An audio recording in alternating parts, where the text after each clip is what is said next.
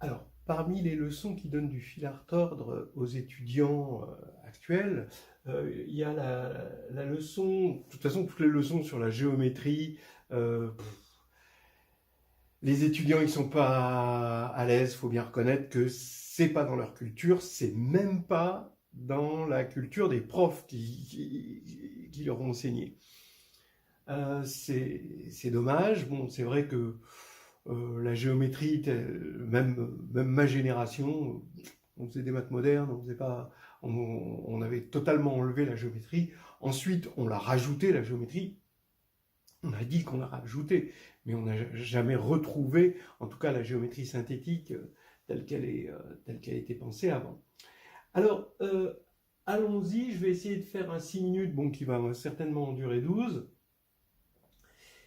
sur cette leçon distance et isométrie d'un espace affine euclidien, qui n'est pas si difficile que ça, mais bon, faut bien s'engager dedans.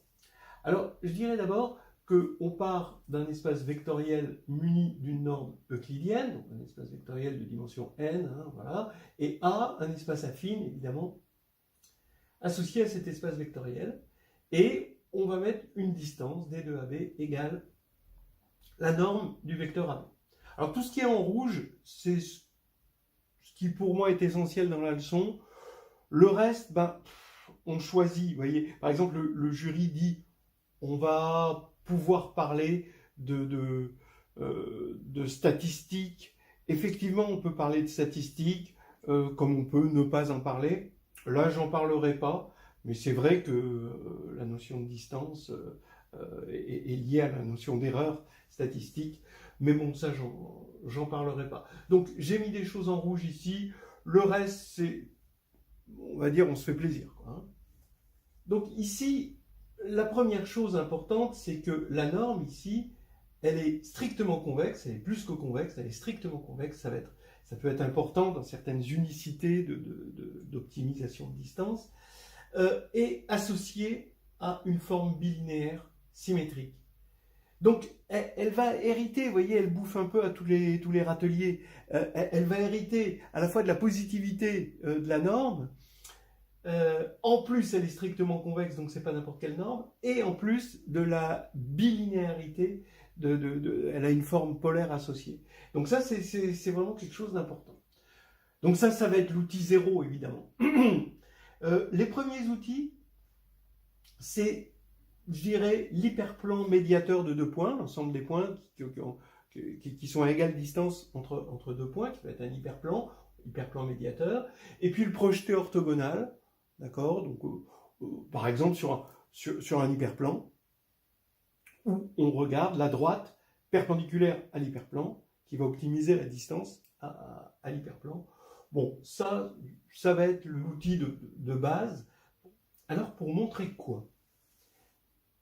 Que quand on va regarder l'ensemble des applications, c'est naturel de regarder cet ensemble-là, qui respectent, donc qui vont de A dans A, et qui respectent la distance, eh bien, cet ensemble d'applications, bon, pour l'instant, c'est assez clair que c'est des applications injectives, mais parce que ça respecte la distance, hein, donc c'est clair que c'est injectif, mais ça va être aussi surjectif, et ça va être un sous-groupe du groupe affine engendré par les réflexions orthogonales.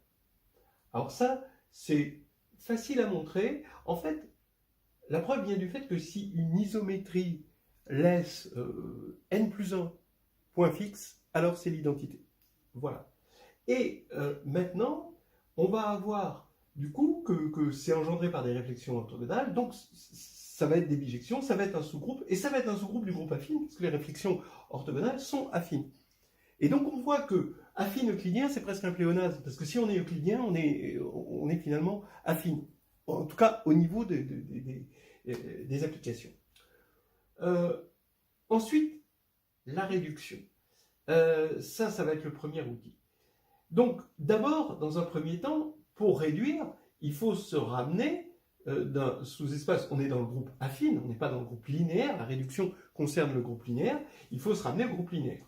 Donc on a l'application qui a une application affine, associe son endomorphisme associé. Et is va vers on avec comme noyau l'intersection des isométries avec le noyau, voilà, avec les translations, mais ça c'est les translations. Donc on a un sous-groupe distingué des translations. Alors maintenant, on peut dire mieux, les isométries qui fixent un point A, on prend un point A arbitraire, alors là c'est isomorphe AON, puisque les translations qui fixent un point A, c'est juste l'identité, donc là ça devient injectif quand on restreint à is A.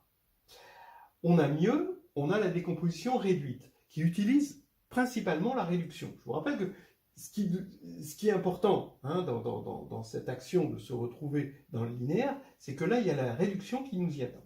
Alors, f est égal, c'est ce qu'on appelle la décomposition réduite.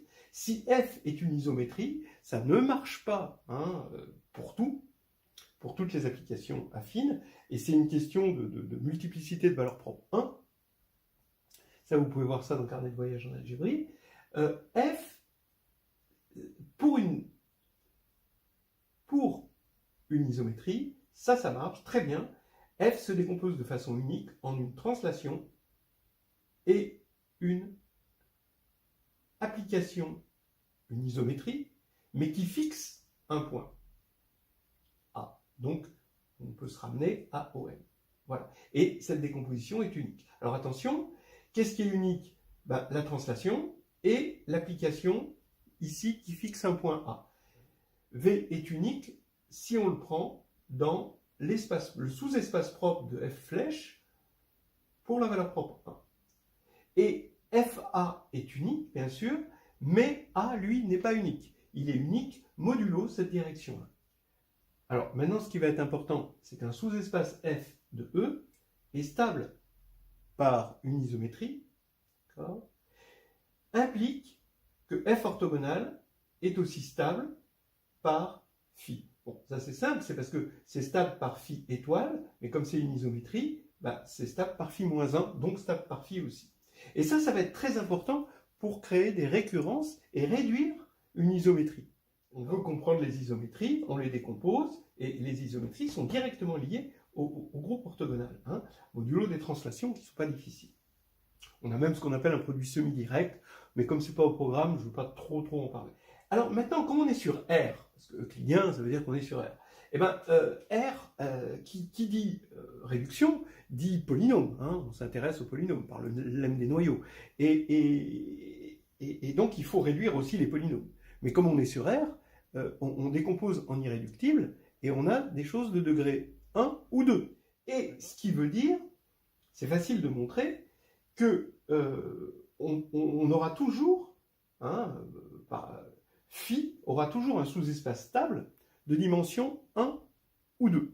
Ça, c'est très facile à démontrer. Et à partir de là, on se ramène à la dimension 1 ou 2. Donc, on étudie les isométries, donc plutôt les éléments, le groupe orthogonal en dimension 1. En dimension 1, ça va pas être compliqué, ça va être plus ou moins 1, l'isomothétie. Et en dimension 2, on va trouver les rotations et les symétries. Et ensuite, la partie, en tout cas linéaire, est réglée, parce qu'on peut toujours se ramener à ça, grâce à ce petit lemme très joli. Alors maintenant, comme exemple, on peut faire la classification cette fois-ci, donc en utilisant tout ça, on fait la classification en dimension 2 ou 3, où on va tomber sur des symétries glissées, des rotations, alors en dimension 2, des vissages, parce que là, ça va être la grande différence entre la dimension 2 et la dimension 3, qu'on va avoir des rotations, une rotation en dimension 2, sauf si c'est une rotation non triviale en dimension 2, n'a pas 1 comme valeur propre. Alors qu'en dimension 3, elle a 1 comme valeur propre. Donc il va y avoir des vissages, c'est-à-dire une version glissée, en quelque sorte, de la rotation. Et puis, ce qu'on appelle des symétries-rotations, des isométries à point fixe unique, des IPFU. Bon, j'avais bien aimé le résumé qui était dans le livre de Alain Debrey et Rachel Naimé sur S4, que je vous conseille. C'est parfaitement résumé et c'est bien expliqué. Maintenant, troisième outil, les structures algébriques et la topologie. Des structures. Mettre des structures, utiliser les structures. Alors, quelles structures? Bon, alors, déjà, en topologie, ON compact, la décomposition polaire, donc entre parenthèses, du coup, ben, encore la réduction, puisque ça demande le théorème spectral. Les complexes, c'est-à-dire on fait du calcul complexe, et la représentation complexe nous permet de faire du calcul d'isométrie. On peut calculer des rotations directement en calcul complexe, et on peut même faire ça avec les quaternions. Donc les complexes, c'est pour la dimension 2, les quaternions, c'est pour la dimension 3 et 4, mais c'est par conjugaison. D'accord ? Et on a des algèbres. Là, ce sont des corps en dimension supérieure, ce qu'on appelle des algèbres de Clifford, mais c'est complètement pas au programme, qui nous permettent de faire du calcul algébrique directement pour, en vue de comprendre géométriquement les isométries. On a, par exemple, la classification des sous-groupes finis de SO3 grâce à des actions de groupe. Donc ça, je l'ai déjà fait dans la leçon sur les structures algébriques en géométrie. Il y a aussi, j'allais oublier, SO3, qui est simple. Alors ça se fait très bien avec la topologie, c'est dans le carnet de voyage en algébrie, par exemple. Cette simplicité de SO3, elle est importante si on veut des générateurs. La simplicité, c'est important parce que, disons, vous voulez souvent des générateurs dans un groupe, et quand vous avez un groupe simple, eh ben, n'importe quelle classe de conjugaison est un système de générateurs. Ça, c'est important. Alors, optimisation de distance, vous avez d'abord, par rapport à la chose la plus bête, vous avez un point, vous voulez optimiser, et ça, c'est ce que je disais, ça sert en statistique, par rapport à un hyperplan, bon, ou par rapport à un sous-espace affine. Et là, vous avez le déterminant de gramme qui vient vous aider, c'est important d'en parler. La compacité et le calcul diff font bon ménage. Alors pourquoi? Parce que la compacité vous dit, oui, le minimum il va exister, et le calcul diff vous dit, s'il existe, mais attention, cette fois-ci c'est sur un ouvert, donc là il y a une petite difficulté, mais s'il existe, alors la différentielle est nulle, parce que la distance, ça va être différenciable sur quelque chose. Voilà. D'ailleurs, c'est important de connaître la différentielle de M donne AM. D'accord ? Et ça, c'est quoi cette différentielle? C'est l'application qui a un vecteur associe à AM sur la distance AM. Donc, c'est le vecteur unitaire porté par AM dans la direction de M, point A. Voilà la différentielle. Ça sert tout le temps dans ces problèmes d'optimisation avec le calcul différentiel. Et évidemment, les extrémas liés. Parce que on veut minimiser une distance par rapport à un objet. Cet objet, il a une contrainte. Donc, les extrémas liés, ils viennent là de façon très, très naturelle. Alors, les problèmes de distance à un convexe, je dis que ça c'est important, parce qu'on a une projection sur un convexe, on a une unicité, quand on a un point et un convexe, du point du convexe où la distance va être minimale. On peut parler de coniques, parce que les coniques, par exemple, ne serait-ce que pour la définition foyer directrice de la conique. Ou avec plusieurs foyers. Donc dans cette leçon, de toute façon, puis autant le mettre là. Il y a le point de Fermat, qui est aussi une optimisation d'un point par rapport à 3 points d'un triangle. Alors, c'est assez marrant comment l'optimisation est liée aux lois de Descartes. C'est-à-dire que c'est comme si la nature était feignante, et donc cherche à optimiser les distances, et le mathématicien il la comprend bien parce que, il est paresseux aussi, et que le calcul différentiel, avec cette formule-là, nous donne des très jolies choses. Alors, je conseille le point de Fermat pour voir ça. Et c'est assez amusant parce que on a la convergence de deux techniques, on va dire, de deux philosophies de la géométrie. Il y a la géométrie, on va dire, ce qu'on appelle la géométrie synthétique, on appelle vulgairement la géométrie à papa, hein, qu'on faisait avant. Ça veut dire quoi la géométrie synthétique? Ça veut dire qu'on travaille directement sur la bête, voilà. Et puis il y a la géométrie analytique, ça veut dire qu'on ne veut pas travailler sur la bête, on veut travailler sur les coordonnées, et puis faire des petits calculs, et c'est là qu'il y a les calculs diff, etc., ces problèmes-là. Donc en gros, on travaille sur les coordonnées, donc sur le dual de la bête, quoi, hein, on n'est plus lâche. Mais bon, ça c'est Descartes. Et ces problèmes d'optimisation peuvent se voir à la fois en géométrie synthétique, avec des techniques particulières, et en géométrie analytique, avec ces calculs, ces arguments de compacité, de calcul différentiel. Donc, bref, on a le billard triangulaire, qu'on peut, si on prend goût à ça, c'est pas plus difficile, point de Fermat, billard triangulaire, le billard elliptique, et trouver des périodes dynamiques en 3 bandes à l'intérieur d'une ellipse. Et ça, c'est pas difficile, c'est même presque moins difficile que le point de Fermat. Après, je termine par des matrices proches. On a une matrice et on veut une matrice qui soit suffisamment proche et qui ait une certaine propriété. Par exemple, on a une matrice et on veut une matrice inversible la plus proche. Ou on a une matrice non orthogonale et on veut la matrice orthogonale la plus proche. Ben, la matrice orthogonale la plus proche d'une matrice donnée, si la matrice est inversible, ben, on sait qu'on a unicité de la décomposition polaire. Et la matrice orthogonale la plus proche d'une matrice, c'est inversible, c'est la matrice orthogonale de la décomposition polaire. Alors ça, c'est dans le carnet de voyage en analyse. Voilà. Voilà des choses essentielles et des choses bon, qui me font plaisir. Et après, c'est à vous de voir ce qui vous fait plaisir. Voilà. Mais dans l'essentiel, la distance, le lien affine euclidien, euclidien implique affine, en même temps, la décomposition en réflexion orthogonale,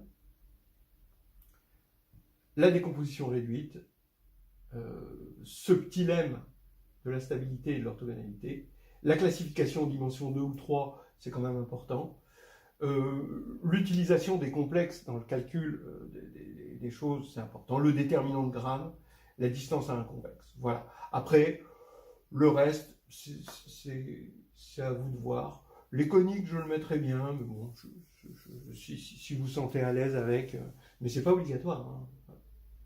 Voilà, on a fait le grand 1 généralité, là j'attaquerai le grand 2, bah, l'étude du groupe ON, hein, on voit bien que les isométries, bah, ça s'envoie sur ON, surjectivement, modulo les translations, bah, le sous-groupe des isométries, c'est ON.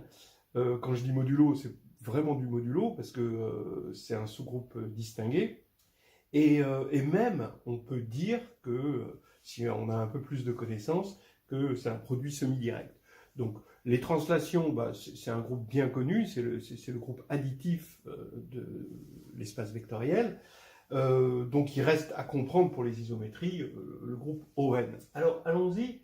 Le groupe ON est intéressant parce qu'il gère les bases orthonormées, hein, il est en bijection, hein, il agit de façon simplement transitive sur les bases orthonormées, et SON va agir de façon transitive aussi sur les bases orthonormées, cette fois-ci directes. Voilà, donc ça donne déjà une première idée de pourquoi on étudie le sous-groupe SON. Et bon, alors, commençons là, et ensuite on passera là, on va inverser l'ordre. ON, en tant que groupe, il est engendré par les réflexions hyperplanes. Bon, bah, on l'avait vu tout à l'heure, c'est-à-dire qu'on avait vu que les isométries sont engendrées par des réflexions, cette fois-ci affines, hyperplanes. Et ON, c'est pareil, sauf que c'est vectoriel. Alors, comme c'est vectoriel, on peut écrire facilement avec des matrices, et là, on a une réflexion hyperplane, ça veut dire qu'on a 1, tout ça, et moins 1, d'accord? Un seul moins 1, évidemment. Donc vous voyez, c'est un peu l'équivalent pour Sn, le groupe symétrique, hein, le groupe des permutations, c'est un peu l'équivalent des transpositions, c'est-à-dire c'est l'identité partout, sauf à un moment, c'est l'élément le plus proche de l'identité, en quelque sorte. SON va être engendré, forcément pas par des réflexions, hein, puisque là c'est pas dans SON, c'est pas de déterminant 1, mais par des retournements. Et pareil, vous voyez que SON est à ON, ce que AN, le groupe alterné, est au groupe symétrique SN. Et là, les retournements, c'est les plus proches, mais dans SON, de l'identité, en quelque sorte, puisqu'on a des 1 presque partout, puis là, vous mettez -1, un peu comme les 3 cycles sont les plus proches de l'identité dans le groupe alterné. Voilà. Alors, la preuve de tout ça, vous pouvez le trouver dans pas mal de livres. Mais, bon, évidemment, hein, je vous parle de ce que je connais. Dans NH2G2, dans le tome 2, c'est le chapitre 7. Donc, du coup, ça bascule dans le tome 2, hein, parce que c'est modulo 6. Et c'est dans l'annexe A. Je veux parler de l'idée générale quand on cherche des générateurs dans un groupe de transformation ou dans un groupe de bijection. L'idée, c'est toujours la même, hein, regardez, c'est l'adjonction d'invariants. Vous voyez ce qu'on a fait tout à l'heure avec les isométries, pour montrer que les isométries étaient engendrées par des réflexions. À chaque fois, on ajoute un invariant, on utilise un élément qui sera amené à être un générateur, et cet élément permet d'avoir un invariant, et ensuite un deuxième élément qui ne perd pas l'invariant précédent et qui en rajoute un. Donc on ajoute, sans enlever évidemment, des invariants. Voilà, et c'est ça l'idée. Voilà. Donc je ne vous le fais pas pour ON, parce que ON c'est finalement déjà fait avec les isométries affines, hein, qui peut le plus, peut le moins, mais je vous le fais pour SON. Alors, SON, c'est simple. D'abord, un élément de SON, il est dans ON, donc il est engendré par des réflexions hyperplanes. Mais vu que le déterminant c'est 1, il est engendré par un nombre pair, de réflexions hyperplanes. Donc il suffit de montrer maintenant que deux réflexions hyperplanes, quand on les compose, on va les appeler SH et SH', eh bien c'est égal à la composée de deux retournements. Et ça c'est assez facile. Si H égale H', c'est évident, c'est l'identité. Si H est différent de H', alors on appelle F égale H inter H', qui va être de codimension évidemment 2, hein, ça c'est facile à voir, avec par exemple, avec l'orthogonale par exemple, ça peut se voir très très bien. Et on va choisir une base orthonormée de F, ici, que l'on complète par une base orthonormée de l'orthogonale de F. Ce qui fait qu'on va avoir une base orthonormée de tout l'espace Rn, cette partie qui est compatible avec F, et celle-là avec F orthogonale. On va dire que R, alors maintenant attention, on va dire que R et R' fixent, alors R et R', hein, donc R et R' fixent EI pour I allant de 1 à n-3. Pour En-2, R et R' le transforment en l'opposé, et sur F orthogonale, donc sur pour En-1 et En, la restriction de R à F orthogonale, c'est pareil que SH, et la restriction de R', c'est pareil que SH'. Voilà. Alors, vous comprendrez ce qui se passe. Comme SH est l'identité sur F, d'accord? Oui, puisque c'est inclus dans... F est inclus dans H et dans H', pareil pour SH', eh bien, on ne pourrait pas se contenter de faire ça sans changer, sans mettre un moins, ici. Hein. Alors, pourquoi R et R' sont bien des retournements? Eh bien, parce qu'on compte les valeurs propres. Là-dessus, on a n-3 pour la valeur propre 1, 1 pour la valeur propre moins 1, Et là-dessus, comme c'est comme une symétrie, ici, ça va être une symétrie, hein, restreint à ça, et ben, on a fait l'étude sur le cas n égale 2, pour voir que les valeurs propres, c'est 1 et moins 1. Donc le compte est bon, on a n-2 comme multiplicité pour la valeur propre 1, et 2 pour la valeur propre moins 1. Donc voilà, et maintenant pourquoi ça c'est vrai? Ben, on vérifie que c'est vrai sur f. Cette égalité va être vraie sur f. Pourquoi elle est vraie sur f? Ben, parce qu'elle est vraie pour chaque élément ici, EI, i allant de 1 à n-2.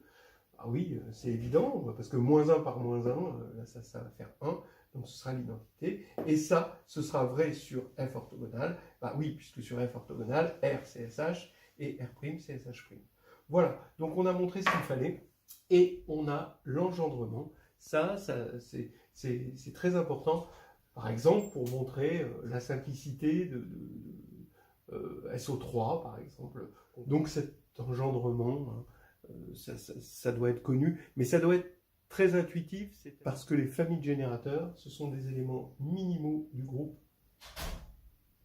proches, minimaux dans le sens de les plus proches possibles de l'identité. Il faut penser à Z, et qu'est-ce qu'il a comme générateur? Ben, c'est 1 moins 1, 1 est générateur, moins 1 est générateur, ben, c'est les plus proches de 0. Voilà. Donc c'est une idée assez générale, certainement fausse, on ne peut pas en faire un théorème, mais intuitivement ça marche bien. Alors maintenant, mieux, l'ensemble des réflexions hyperplanes forment une classe de conjugaison de ON. D'abord, toutes ces matrices-là, toutes les réflexions peuvent s'écrire comme ceci, sous cette forme. Ça veut dire qu'elles sont conjuguées entre elles pour le groupe GLN, pour des matrices de passage, mais ces matrices de passage peuvent être choisies orthogonales, parce que ce sont des réflexions orthogonales, et donc elles sont conjuguées dans ON. Voilà. Et pareil, ces matrices-là, ben, elles sont conjuguées dans ON, mais mieux, quitte à changer un des vecteurs ici par son opposé, ce qui ne va rien changer à la matrice, un des vecteurs par exemple propre ici, hein, par son opposé, eh bien on peut toujours se ramener à conjuguer par SON. Ce qui veut dire, c'est-à-dire, on peut toujours faire un changement de base orthonormé, mais direct. D'accord? On est en train de se servir de ça. Ce qui veut dire que non seulement SON est engendré par des retournements, mais en plus, cette classe-là est faite d'éléments qui sont tous conjugués entre eux. En fait, c'est une classe de conjugaison pour SON. Ça, c'est fondamental.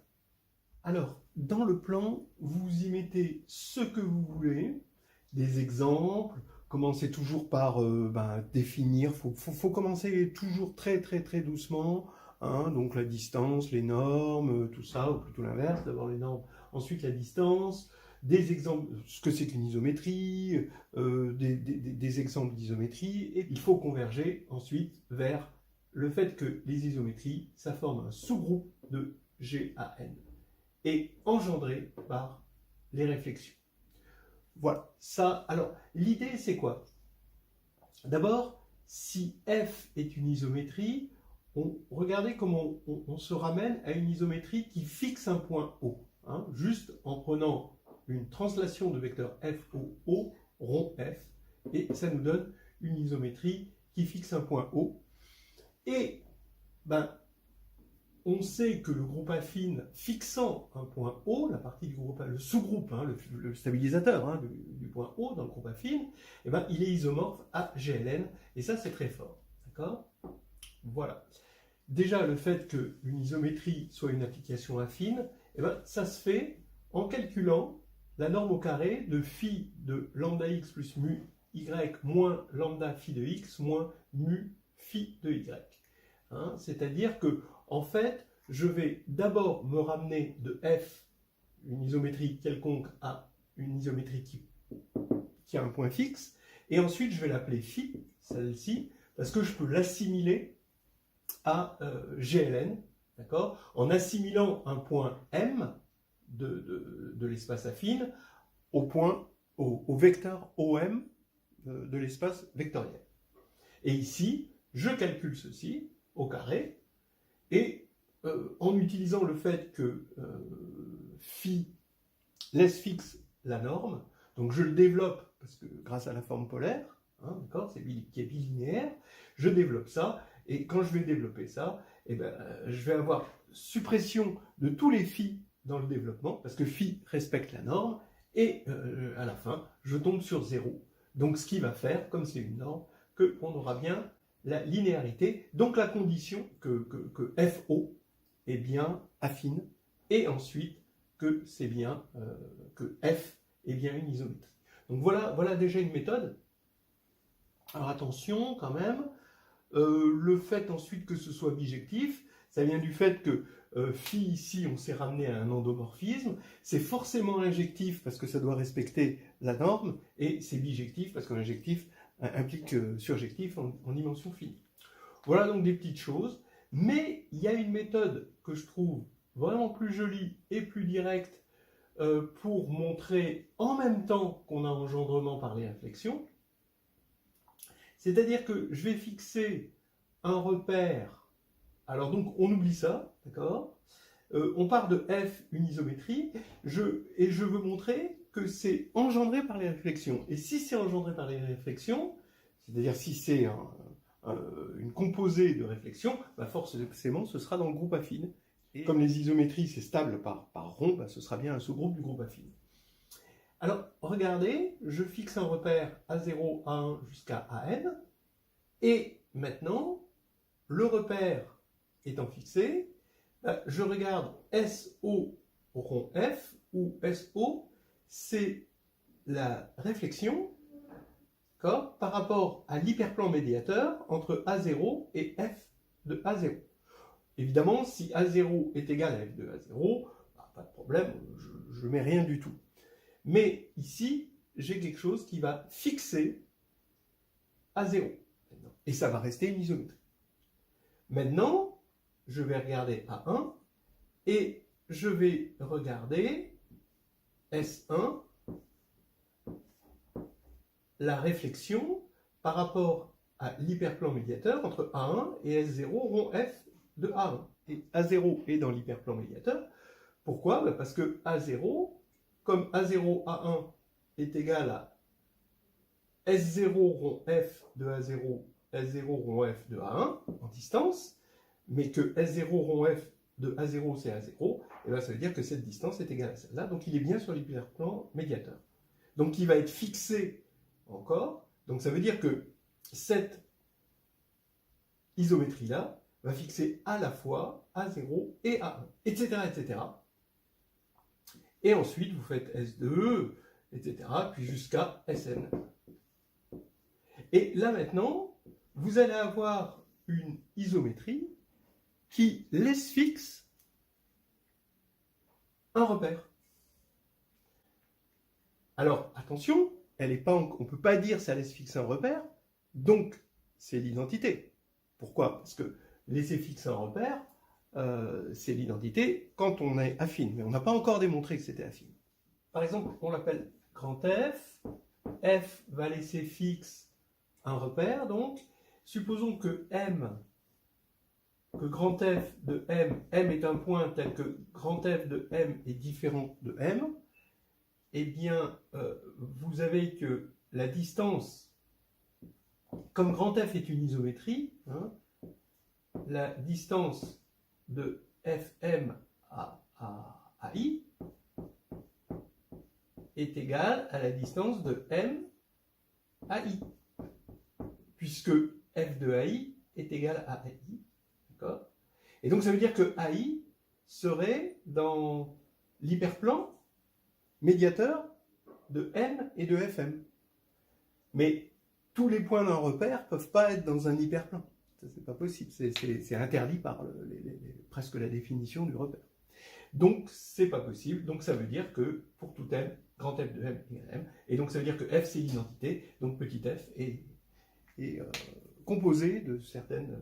il suffit d'inverser, passer de l'autre côté. Et petit f est composé de réflexions. Et même, on peut dire de n plus 1 réflexion, ou plus n plus 1 réflexion. Et donc... tout est bien, qui finit bien, les isométries sont bien affines puisque c'est engendré par des réflexions. Voilà. Maintenant, le deuxième point important que je vais encadrer, si phi est dans ON, donc là on est dans le linéaire, alors E est en somme directe du sous-espace propre pour la valeur propre 1, si 1 est valeur propre, hein, sinon c'est juste 0, ça, ce truc-là.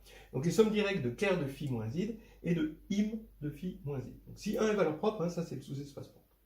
Et donc, si f est une isométrie qui a pour endomorphisme associé phi dans ON, voilà, on a bien f égale tau v rond fa, la fameuse décomposition canonique, dont je vous rappelle qu'ici, c'est une translation de vecteur v qui est dans ker de phi moins i, rond fa, et fa possède un point fixe, qui n'est... Alors, la décomposition est unique, en revanche, a, lui, n'est pas unique, il est unique modulo cette direction-là. Alors, en particulier, hein, si ker de phi moins id égale 0, ça veut dire directement que f possède un point fixe. Voilà. Donc, d'où le lien avec la réduction. Hein. On a les yeux fixés sur phi, et est-ce que 1 est valeur propre ou pas de phi? Toute la question est là. Alors, la preuve, au moins du premier point, qui est important, c'est que, en fait, cette image de phi moins identité est inclue dans l'orthogonale du noyau, là. Voilà. Ça, c'est très facile, parce que il suffit de prendre un élément du noyau, donc phi de y égale y, d'accord? Et on va regarder phi moins i de x, c'est-à-dire phi de x moins x, virgule y. On regarde le produit scalaire. Donc ça fait phi de xy moins xy, mais phi de xy, c'est x phi moins 1 de y, et phi moins 1 de y, ben forcément c'est y, donc on a xy moins xy, ça fait 0.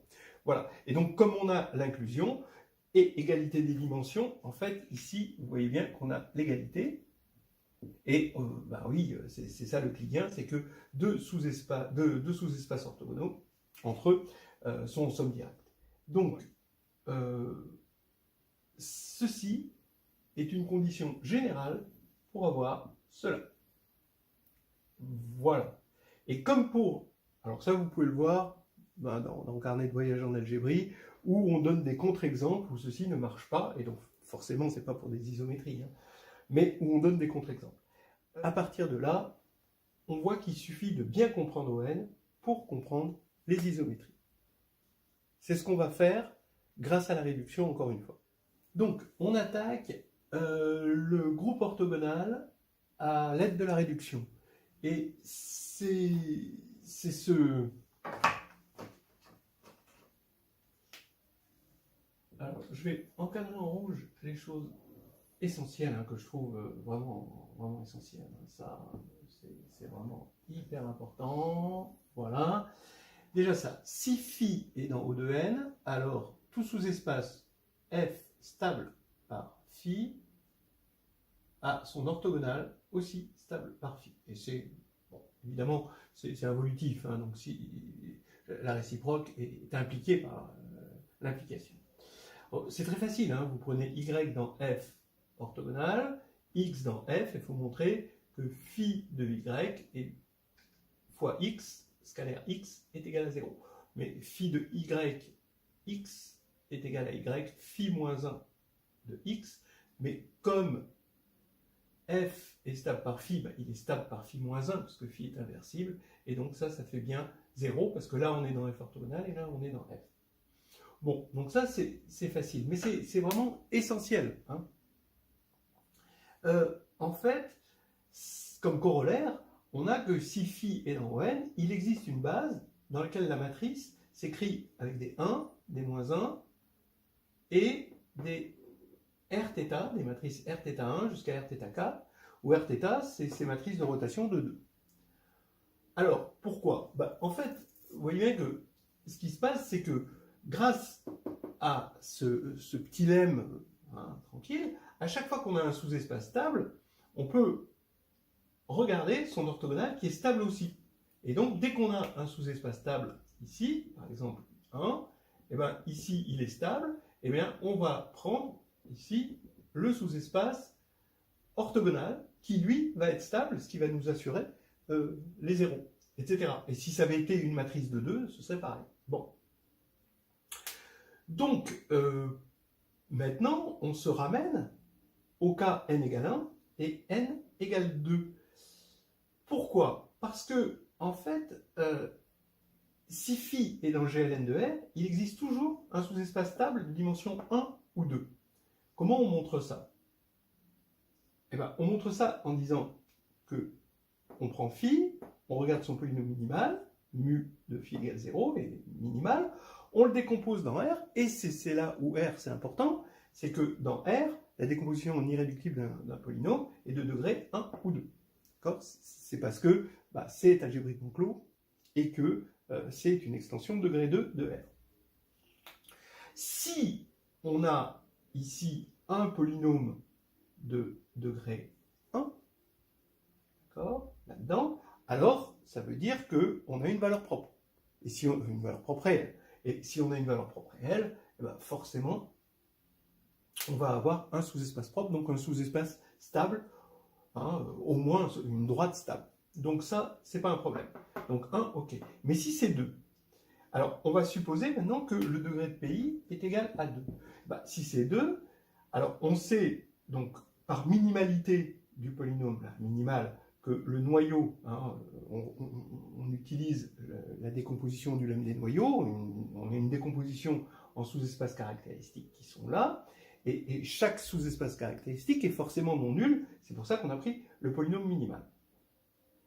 Maintenant, ce sous-espace caractéristique qui est non nul, ça implique que ker de PI de phi est différent de 0, hein, parce que le déterminant de ça est nul, d'accord? Donc le déterminant de PI de phi, le KI, vous pouvez le passer ici parce qu'on a un morphisme hein, entre les polynômes pour la multiplication et les endomorphismes pour la loi ronde, et donc le déterminant de ça est nul, donc ça veut dire que le déterminant de PI de phi est nul. Donc le noyau est non nul ici.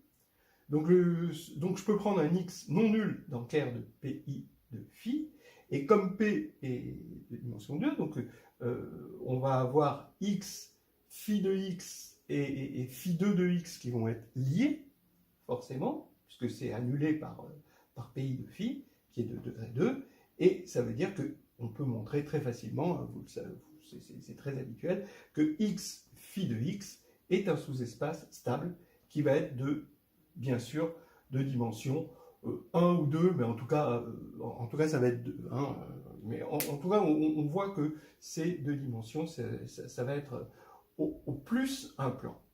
Donc voilà, on a un sous-espace stable de dimension 1 ou 2, toujours, dans tous les cas.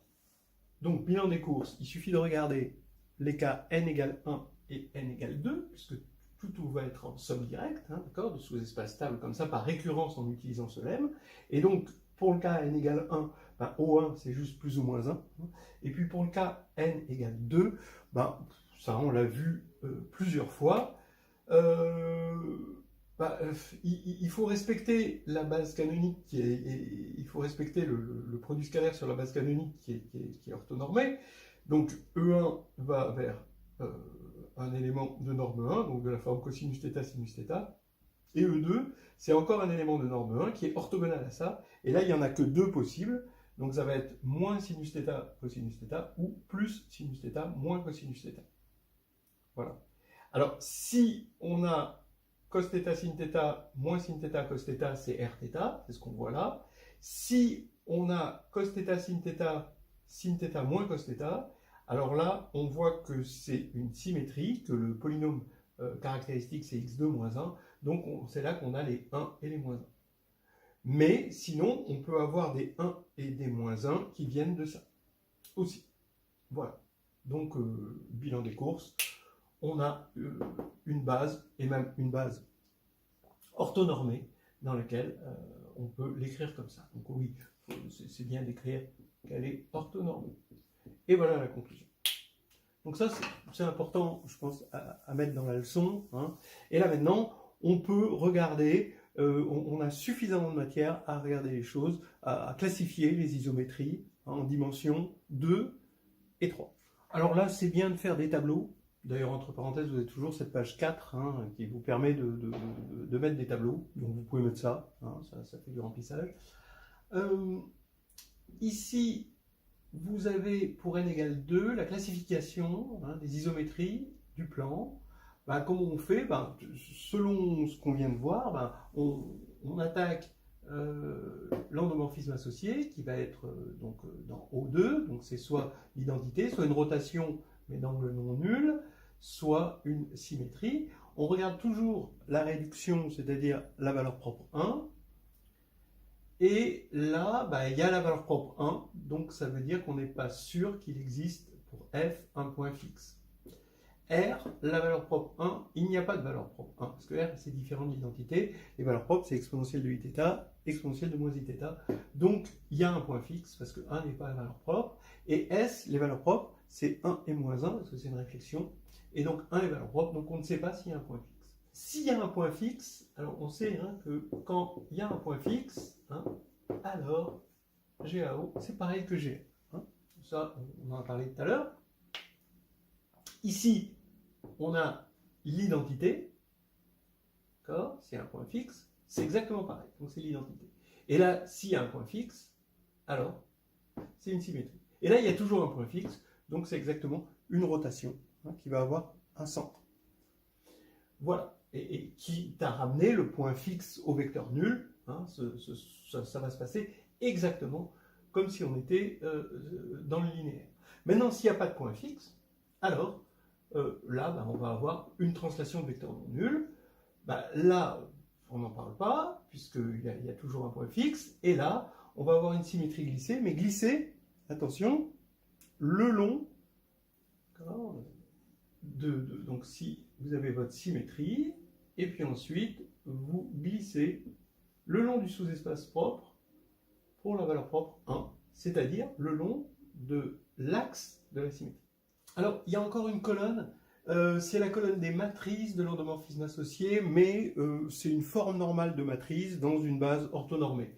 Là, c'est la matrice I2, là, c'est la matrice Rθ, d'accord, qu'on a vu tout à l'heure, et là, je ne vais pas prendre la matrice très laide, hein, avec cosinus θ, sinus θ moins cosinus θ, mais sa forme normale 1 moins 1, hein, toujours dans une base orthonormée.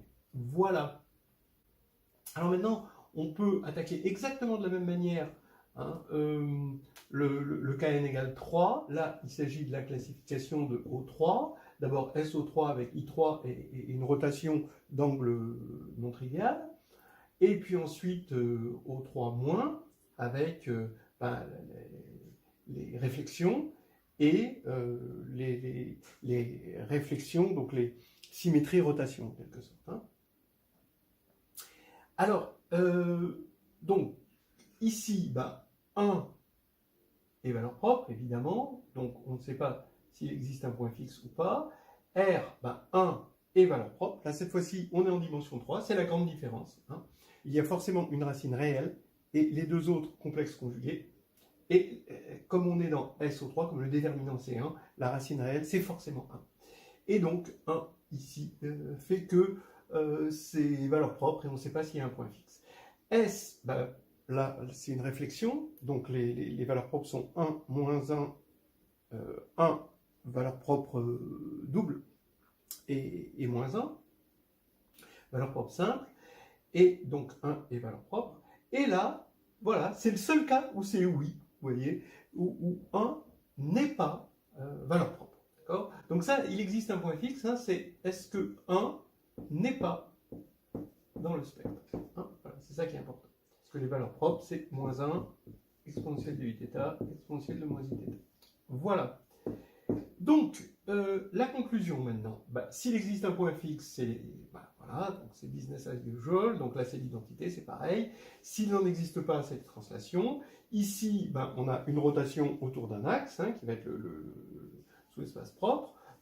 À partir du moment où il y a un point fixe, hein, donc je vous le dis, je vous le répète, hein, ça c'est C'est vraiment fondamental, ça. Sinon, eh ben, c'est un vissage, mais pareil, de la même manière que la symétrie, c'était une symétrie glissée, là c'est une rotation mais glissée, ça s'appelle un vissage, ça aurait pu s'appeler une rotation glissée, mais simplement c'est plus parlant d'appeler ça un vissage. Et c'est un vissage le long de l'axe, puisque l'axe c'est le sous-espace propre pour la valeur propre 1, donc la direction de l'axe on va dire. Maintenant, S, ben, si un point fixe, c'est une vraie symétrie, orthogonale, évidemment, ou alors une symétrie glissée. Donc pareil, mais au lieu que ce soit par rapport à une droite, c'est par rapport à un plan. Et le vecteur, ici, de la translation, il est de direction, le plan par rapport auquel on symétrise. Et puis, là, oui, donc ici, il n'y a pas d'alternative, c'est ce qu'on appelle une isométrie à point fixe unique. On peut appeler aussi par extension une symétrie rotation. Alors, les matrices de forme normale dans une base orthonormée, ben, on va avoir bien sûr I3 ici. Là, ben, vous voyez, c'est exactement ce qu'on avait vu sur les formes normales pour les isométries dans l'espace, hein, c'est ce qu'on a vu tout à l'heure. Donc ici, on a 1 Rθ, d'accord, avec θ non nul, parce que sinon on serait ici.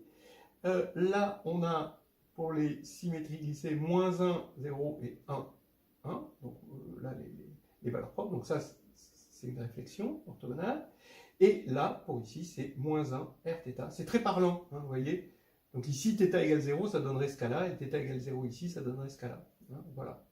Donc on a fait la classification, et on a fini sur les généralités. Hein, et on va pouvoir attaquer des choses un peu plus particulières, un peu plus aléatoires aussi, hein, qu'on n'est pas obligé de mettre, mais bon, quand même. On va parler de groupes, de topologie, de structures algébriques qui sont derrière, autres que la réduction, évidemment.